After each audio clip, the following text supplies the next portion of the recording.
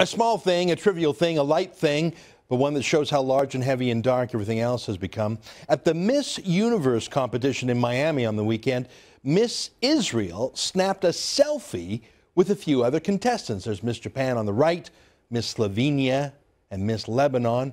Looks pretty friendly. That's what these competitions are all about, being friendly and charming and beautiful and having a keen eye to PR and publicity. No news here, really. Except that's the thing. See, Lebanon is dominated by Muslim terrorists like Hezbollah. It's really been in a state of civil war ever since Yasser Arafat and the PLO were kicked out of Jordan and moved en masse to Lebanon and started blowing things up there in the 1970s and using Lebanon as a base from which to attack Israel. And of course, Israel fights back. Israel is technically at war with Lebanon still, but the fight is usually with non-state terrorist groups. In Lebanon, that means Hezbollah, a terrorist group affiliated with Syria's Bashar Assad, and with Iran. In fact, just a few days ago, Israeli helicopters attacked Hezbollah terrorists and killed an Iranian military commander, a general, if you can believe it, in Lebanon. Iran is literally colonizing Lebanon. How sad. Now, those troubles are a million miles away from Miami and Donald Trump, right? I mean, in Miami, when they say sunny, they mean the sky, not a sect of Islam. Well, no. See, when that beautiful selfie photo was posted to Instagram, extremists back in Lebanon were outraged that Miss Lebanon would even be seen with Miss Israel, let alone smiling. And they demanded that she be stripped of her Miss Lebanon title for being too friendly with the contestant from the Jewish state. I swear to God, the Lebanese government started an investigation into the selfie picture. Now, Miss Lebanon is mortified. This is her big chance, and that picture is putting it all at risk. So she came up with an alibi. She said, swear to God, that it was an ambush, that the sneaky, conniving, shape-shifting Jew just photobombed her. I guess it's better that someone from Lebanon is talking about a photobomb and not a real bomb. But take a look at that picture again. Does it look that way? Does it look like a photobomb, as in someone sneaking a photo unannounced, surprising the people in it? Or do all four girls look perfectly posed and ready for a shot, one of thousands of pictures that the girls must have taken of themselves and each other? Let me quote to you from her panicky Facebook statement. This is Miss Lebanon saying, "Since the first day of my arrival to participate to Miss Universe, I was very cautious to avoid being in any photo or communication with Miss Israel that tried several times to have a photo with me. I was having a photo with Miss Japan, Miss Slovenia, and myself. Suddenly, Miss Israel jumped in, took a selfie, and put it on her social media." Doesn't look like it to me. I mean, just doesn't ring true that Miss Israel, instead of trying to win the contest, was putting all her energy into taking a super secret photo with Miss Lebanon for political reasons. But of course, the Arab world loves their insane conspiracy theories, especially if Jews are involved. But let's say, just for a moment, let's say it's true.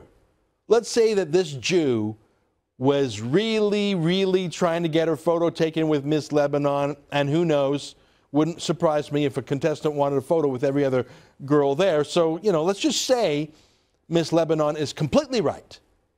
Stop and realize how sad her official story is, even if it's true, especially if it's true. That even in Miami, at the contest of her life, a Lebanese beauty queen, nothing to do with politics or the military, is so afraid of being labeled a Jew lover that she was, her words, very cautious to avoid the Jew. No photos, not even talking to her.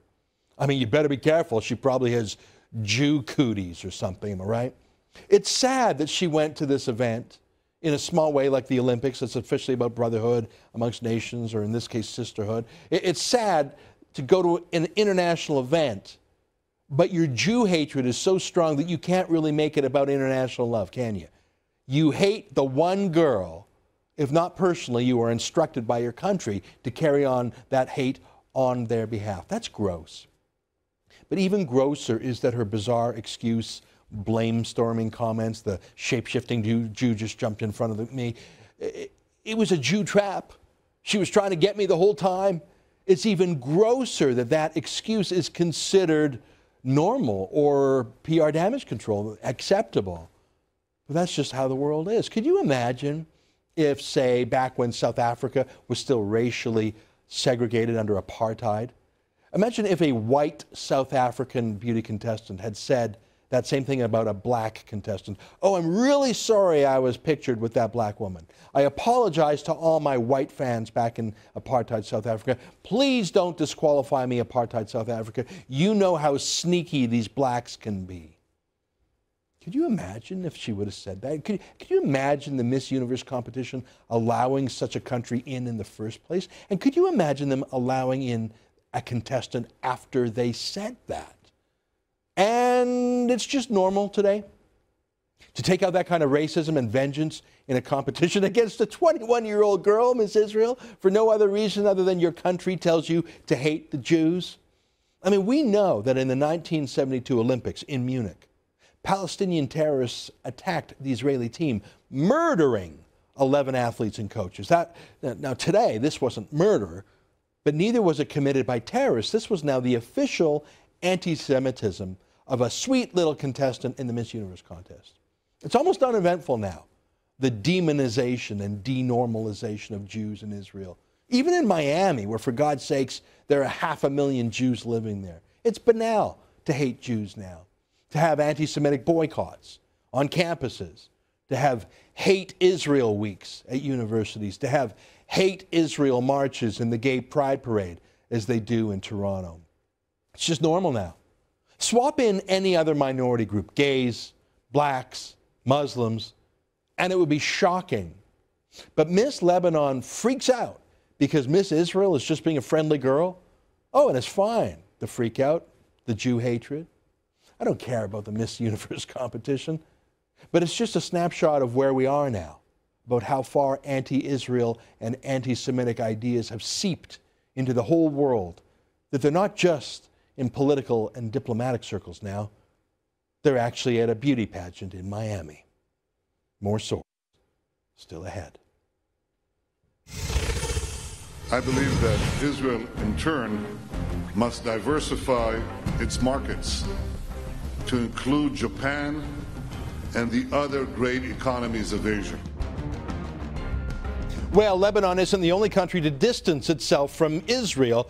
The country's prime minister signaled Israel is looking for new trading partners as Western Europe becomes increasingly anti-Israel. Benjamin Netanyahu says his country will look to Asia to diversify trade relations. Joining me now to discuss this is Burl Nadler, co-chair at the Center of Israel and Jewish Affairs. Burl, great to have you on the show. You know, it's not just the politics and the violence.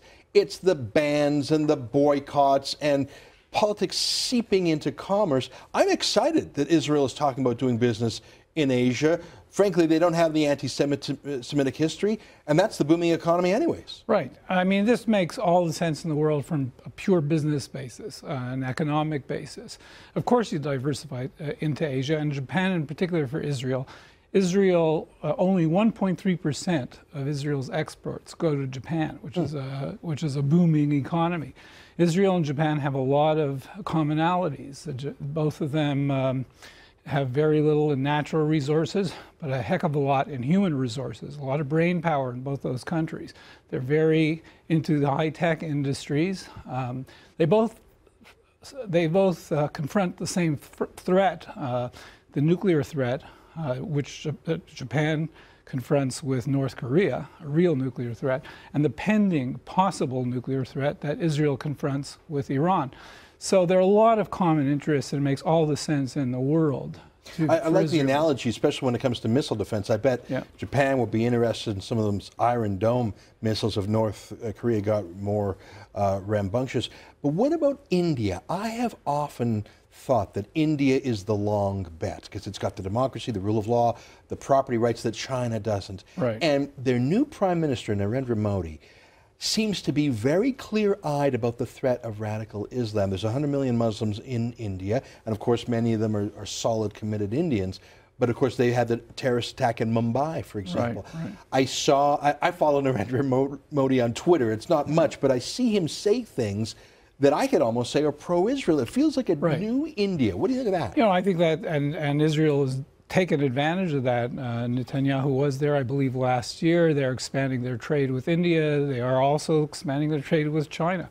But so they're pivoting towards the Orient, as are a lot of Western countries, including Canada. You know, it's ironic. I had a friend, a Jewish guy born in Shanghai in the 40s. What's a Jewish guy doing in Shanghai? Well, there were a lot of... Everyone fled east. Right. They fled the Holocaust east, and China was a sanctuary because they didn't hate Jews. And isn't it ironic that here we are 75 years later, and the same thing, Jews are getting the hell out of Europe. I'm not saying they're going to China, but at least economically they're going. It's sad in a way, isn't it? In fact, it was a Japanese diplomat who rescued those Jews who ended up in Shanghai. Oh, really? Isn't that interesting? I want to close with the behavior of the Palestinian Authority, the PLO, when our Foreign Minister John Baird attended there. He had shoes thrown at him, eggs thrown at him. Obviously a staged event. There is no political democracy in the West Bank under the Palestinian Authority. If there's a political action, it is directed by the dictatorship there. I don't want to overstate the importance of this because they burned John Manley in effigy when the liberals were less pro-Israel than Baird. This is just an entitled little welfare failed state having a pout fest because Canada stands with a democracy. Am I oversimplifying? No, I think that's pretty much it. And in fact, the irony is that John Baird was there to talk about the aid that Canada gives to the Palestinians and Palestinian Authority.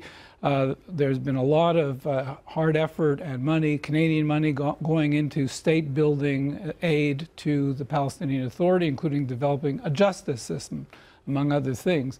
And as you say, that kind of demonstration would never exist if it was a demonstration against a government whose term of office ended about 7, 8, 9 years ago. So this is kind of ironic and certainly very rude and an offense to Canada. And it has no tie to whatever the political parties are, because as you mentioned, a Liberal minister, John Manley, in 2001 was burnt in effigy for suggesting that perhaps privately that Palestinian refugees could find refuge in Canada. Yeah. You know what, I don't think, if you had a referendum, I don't think 10% of Canadians would support continuing foreign aid to the Palestinian terrorists. I'd be surprised if 5%. I have no idea. Bill, great to have you on the show. Thanks for being here.